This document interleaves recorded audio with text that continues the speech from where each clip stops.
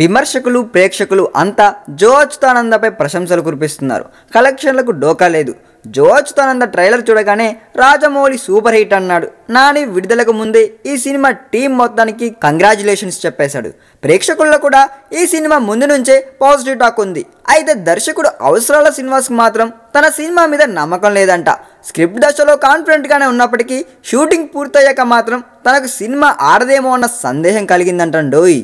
జో Achyutananda success మీట్లో భాగంగా అవసరాల మాట్లాడుతూ జో అచ్యుతానంద గురించి రివ్యూల్లో కానీ సోషల్ మీడియాలో కానీ వచ్చిన స్పందన చూస్తుంటే చాలా సంతోషం కలిగింది, తృప్తిగా అనిపించింది. అయితే నేను గత 2 ఏళ్లలో చాలా ఒత్తిడికి గురి అయ్యాను.